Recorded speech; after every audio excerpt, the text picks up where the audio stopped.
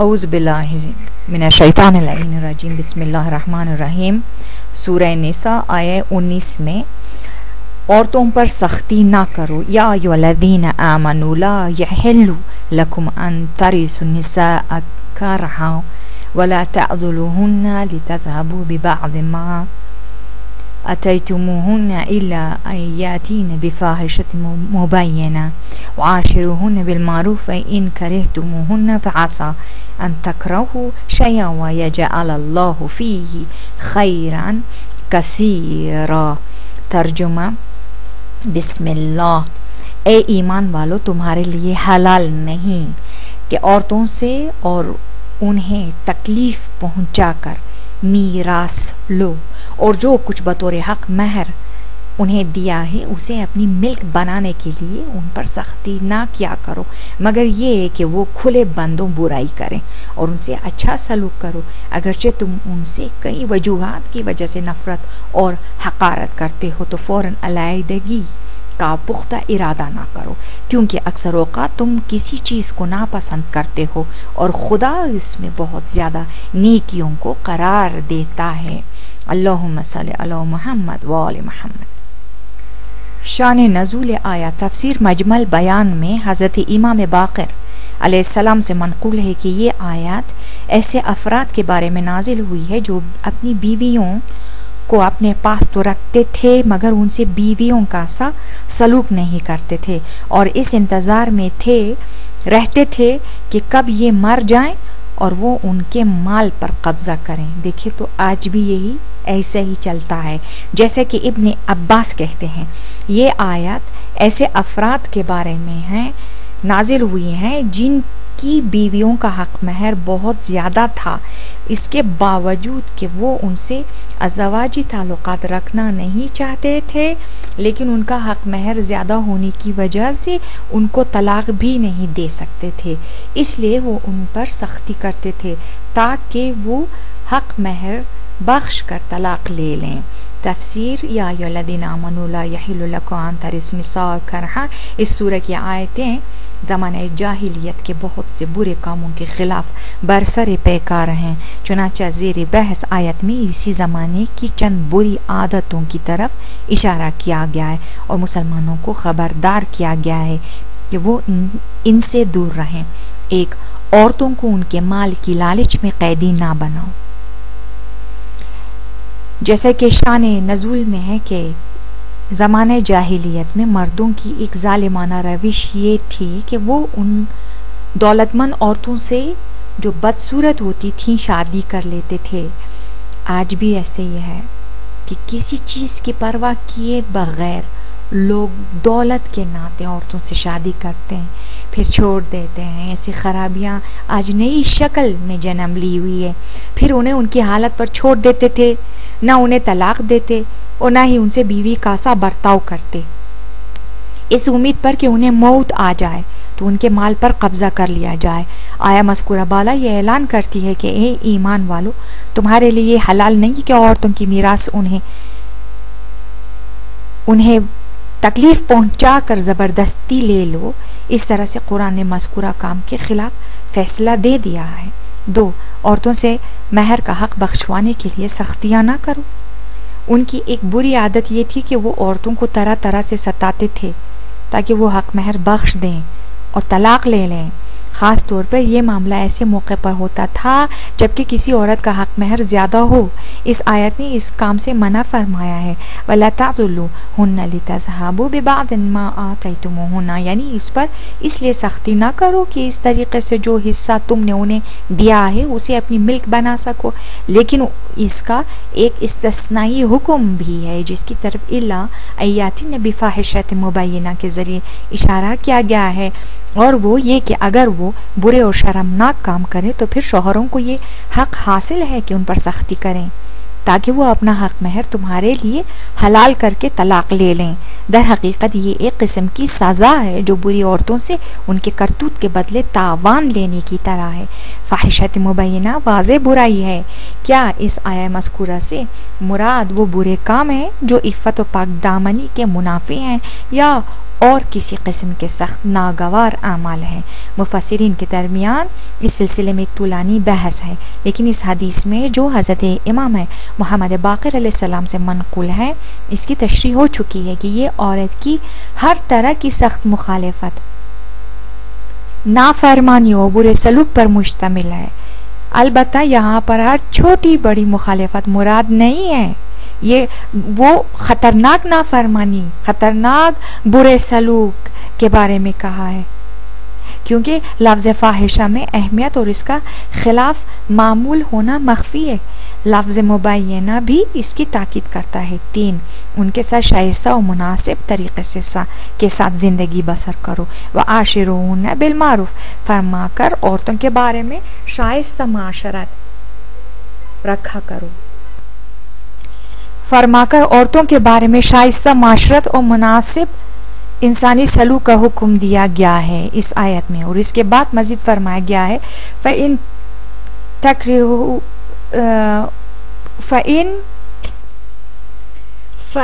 كَرِهْتُمُوهُنَّ فَعَسَىٰ أَن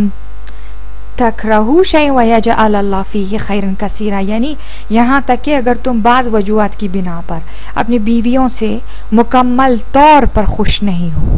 اور انہیں پسند نہیں کرتے ہو اور وہ تمہاری نظر میں کئی باتوں میں اچھی نہیں ہیں، تو فوراً ان سے علیحدگی کا پختہ ارادہ یا ان سے برا سلوک نہ کیا کرو، بلکہ جہاں تک ہو سکے ان سے اچھا سلوک کرو، کیونکہ ہو سکتا ہے کہ تمہاری رائے کا دار و مدار شک و شبہ پر ہو جسے تم پسند نہیں کرتے۔ خدا نے اسی میں بہت زیادہ خیر و برکت و نفع رکھا ہوا ہے، اس بنا پر جب تک پانی سر سے اونچا نہ ہو جائے، یعنی مناسب ہے کہ حسن معاشرت اور خوش گفتاری کو ہاتھ سے نہ دے دیا جائے، کیونکہ اکثر ایسا ہوتا ہے کہ میاں بیوی ایک دوسرے سے بلا وجہ بلا دلیل کے خواہ مخواہ کے بغض اور حسد میں مبتلا ہو جاتے ہیں، اور ان حالات میں ان کے فیصلے ٹھیک نہیں ہوتے، وہ اپنے ضرر و زیان کے بارے میں ہوتے ہیں، یہاں تک کہ اچھائیاں ان کی نظر میں برائیاں اور برائیاں ان کی نظر میں اچھائیاں بن جاتی ہیں۔ لیکن وقت گزرنے اور ایک دوسرے کے ساتھ حسن سلوک کرنے سے آہستہ آہستہ حقیقت کھل کر سامنے آ جاتی ہیں۔ اس لیے ضمناً اس امر کا خیال رکھنا چاہیے کہ اس آیت میں خیرن کثیرن کی تعبیر سے ان میاں بیوی کو جو ایک دوسرے کے ساتھ خوش اخلاقی سے پیش آتے ہیں ایک خوشخبری دی گئی ہے جو وسیع مفہوم رکھتی ہے، جس کے کئی ایک مصداق ہیں، جن میں سے ایک واضح مصداق نیک، صالح، لائق اور عزت دار صحیح و سالم اولاد ہے۔ اللہم صلی علی محمد وعلی آل طیبین الطاہرین۔ اسی موضوع سے ریلیٹڈ زن و مرد ازدواجی زندگی کے لیے معاشرے میں انکلوڈ یہ کیا گیا ہے، کتاب میں نہیں ہے لیکن یہاں بیان کیا جا رہا ہے زبانی طور پر۔ معاشرے میں مرد و زن کے ویلیوز مختلف ہوتے ہیں، مرد و زن کے اوضاع، حالات، حوادث، طرز سلوک، طرز خو خصلتیں، رنگ ڈھنگ، طور طریقے، عادتیں، ان کا فرہنگ، علم و تربیت و معرفت کی روح کے معیار پر ہوتا ہے۔ کافی ایک دوسرے سے فرق کرتے ہیں دونوں میاں بیوی، دونوں جانب سے، کہیں یا زن کی طرف سے یا عورت کی طرف سے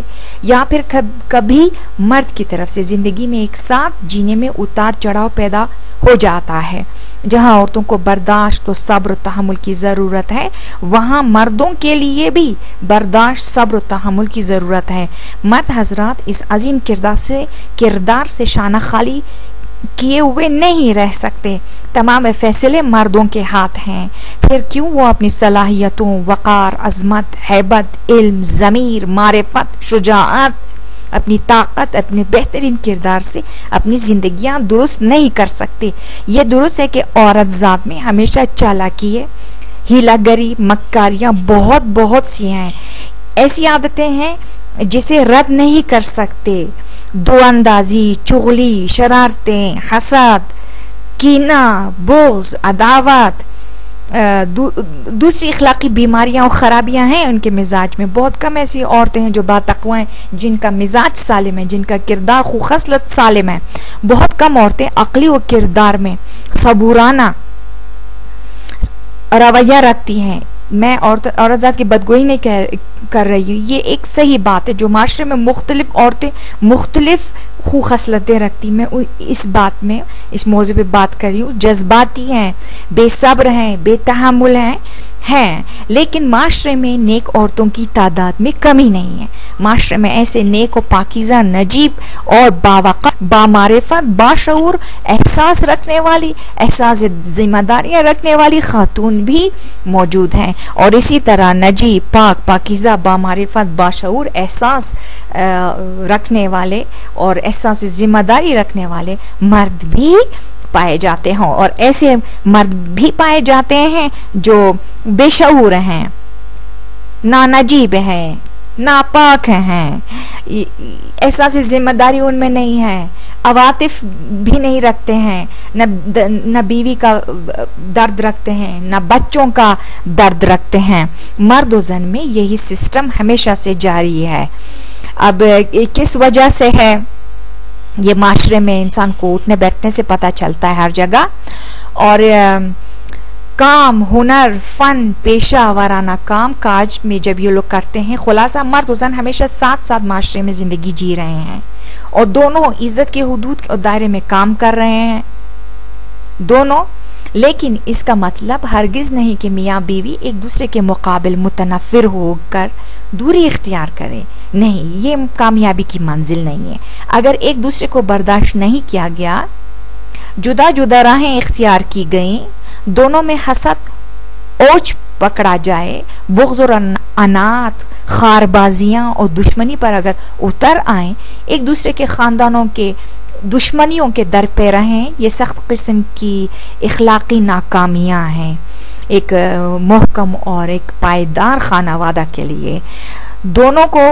ایک دوسرے کے گھرانوں کی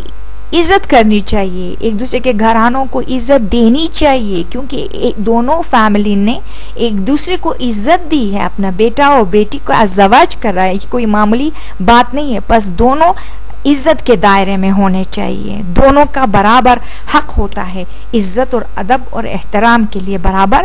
حق ہوتا ہے. تو دونوں جانبہ سے ایک دوسرے کا عزت، احترام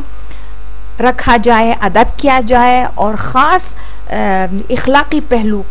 کے رویے پر عمل کیا جائے، کیونکہ دونوں ایک دوسرے کے فیملی سے چٹ کھاتے ہیں اب کے، جبکہ قبول نہیں کرتے ایک دوسرے کو. انانیت کی بات ہے کہ فلانی کا خاندان میرے خاندان سے کیوں بڑا ہے، یا فلانی کا خاندان میرے خاندان سے زیادہ افضل کیوں ہے، خوبصورتیوں میں، مال میں، وقار میں، عزت میں، یا پھر وہ تکبر زیادہ کرتے ہیں. اس طرح کی باتیں ازدواجی فیملیز میں ہوتی ہیں، جو ہمیشہ سے خانم اور آغا کے، میاں بیوی کے درمیان ہمیشہ سے نفرتوں کی دیواریں کھینچتے ہیں. یہ بات نہ انسانی، نہ اخلاقی، نہ اسلامی روح، کسی بھی روح سے صحیح نہیں ہے. یہ اخلاقی، انسانی، اسلامی باتیں نہیں، بلکہ ایسے لوگ اصلاً ازدواج اور ہم بستگی اور محبت کے پیوند سے بالکل بے خبر ہیں، اور انسانی اور اخلاقی اور اسلامی شرافت مندانہ طور پر احترام اور ادب کے دائرے میں پاک گھرانے کو تشکیل دینے سے ایسے لوگ عاجز ہوتے ہیں، کیونکہ ہمیشہ ایک دوسرے کی فیملی کے درمیان ان کا جدال رہتا ہے، اونچ نیچ رہتا ہے، اتار چڑھاؤ ہے. ضعیف قسم کے لوگ شمار کیے جاتے ہیں،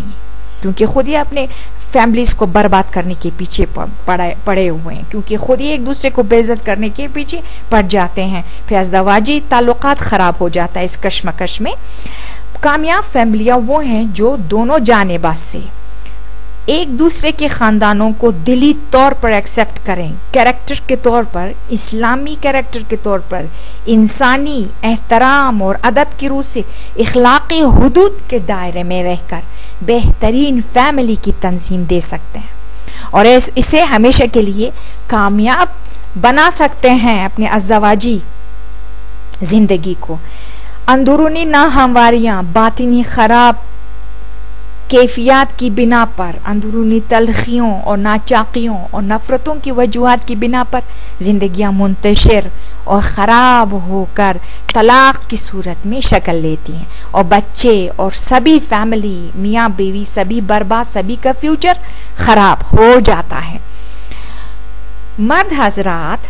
شروع میں خواستگاری کرتے وقت اطمینان دیتے